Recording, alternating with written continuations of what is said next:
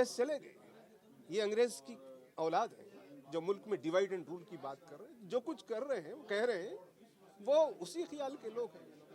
उनका ये कहना खुद इस बात की अलामत है कि वो देश के शहरियों के साथ नहीं है, वो अंग्रेज़ों के हुकूमत और अंग्रेज़ जो मुल्क को गुलाम बनाए थे उन लोगों के साथ ये लोग हैं। ये देश के लोगों के साथ नहीं। देश के लोग तो जलियांवाला बाग के साथ थे। तरीक़े हैं।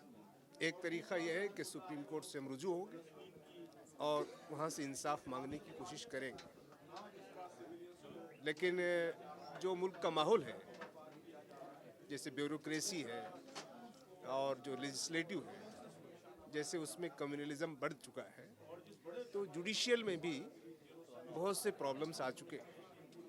इसलिए फौरी ये कहना कि जुडिशियल से हमको फौरी राहत मिल जाएगी, ऐसा कहना तो मुश्किल है, लेकिन इसके अलावा कोई रास्ता नहीं है। दूसरा ये वो जनता है, जनता के पास जाएंगे, जनता को समझाएंगे, जनता की ताकत से जो गलत हुआ उसको सही करने की कोशिश करेंगे।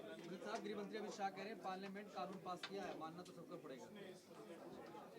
दस्तूर को भी मानना अमित शाह की जिम्मेदारी है। अगर कोई प्राइम मिनिस्टर है, होम मिनिस्टर है, तो वो दस्तूर से ऊपर नहीं है।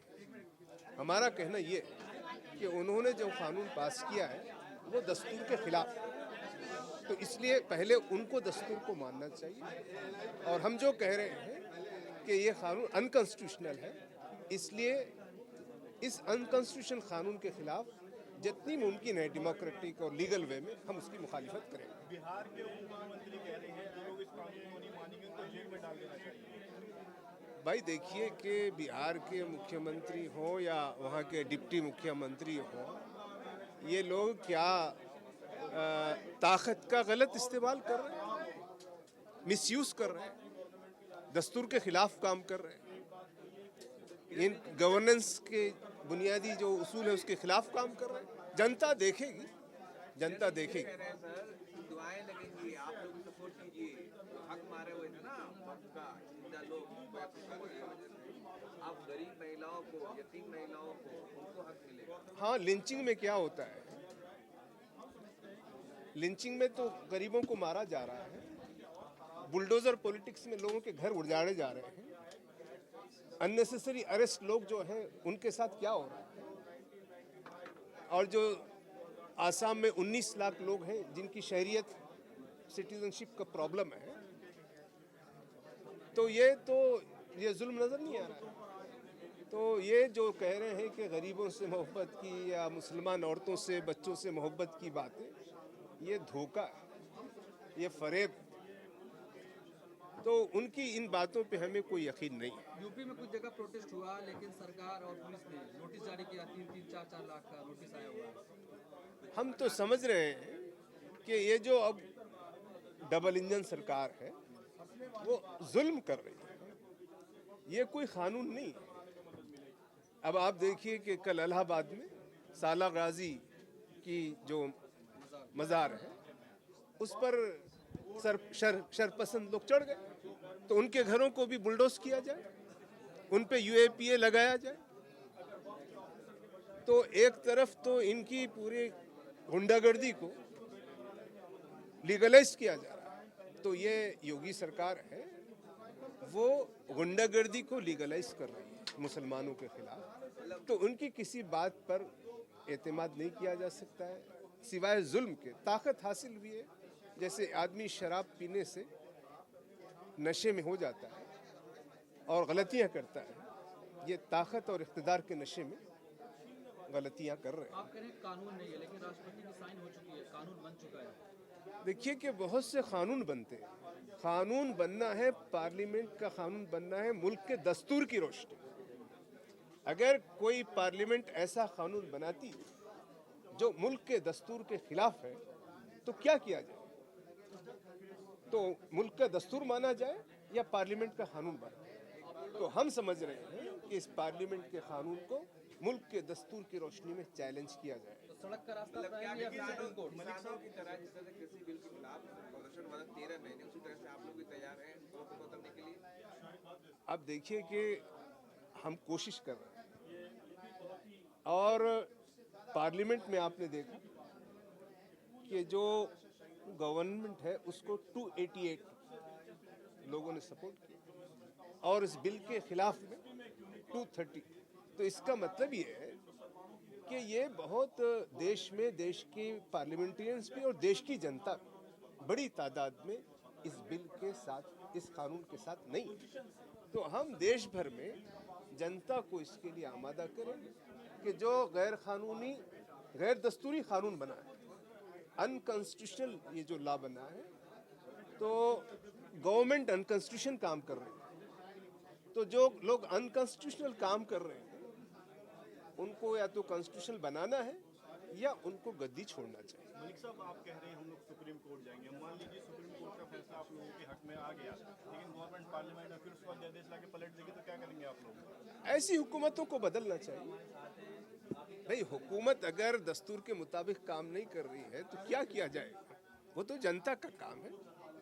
इसलिए हम जनता से यही पूछना चाहते हैं। नतीजा है ना किसान मलिक आंदोलन, किसान साहब, आंदोलन के चिराग जरिए पासवान ये कह रहे हैं कि मुसलमानों की नाराजगी मेरे सर पर है, कोई दिक्कत नहीं अंदाज, लेकिन आपको पता चलेगा कुछ सालों के बाद कि मैंने क्यों सपोर्ट किया है। ये बिल मुसलमानों के हक में है, मुसलमानों को फायदा दिलाने वाला है। भाई देखिए, पार्लियामेंट में किरण रिजिजू और बहुत से लोगों ने तो ऐसी तकरीर की और ऐसा लग रहा था कि ये मुसलमानों की मोहब्बत में बस बिछे जा रहे हैं। लेकिन कानून ऐसा बनाए हैं कि जो मुसलमानों की जायदादों को नुकसान पहुंचा रहे हैं। तो इन जुमलाबाजों से और ये भाषण देने वालों से जो उनका माजी है और उनका जो हाल है उसकी रोशनी में देखा जाए तो ये जुल्म भी कर रहे हैं और चाहते हैं कि उनकी तारीफ की जाए।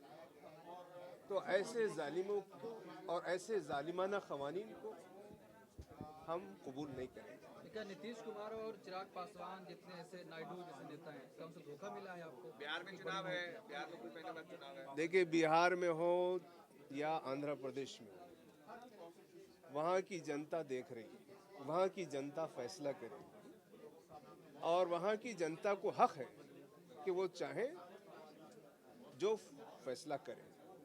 हम तो बस ये बताना चाहते हैं कि नीतीश कुमार ने और चंद्रबाबू नायडू ने वो जो कॉन्स्टिट्यूशनल गारंटीज और उन्होंने जो माइनॉरिटीज़ के साथ अच्छे सलूक की और उनके राइट्स की जो बात की थी, वो उन्होंने धोखा दिया है।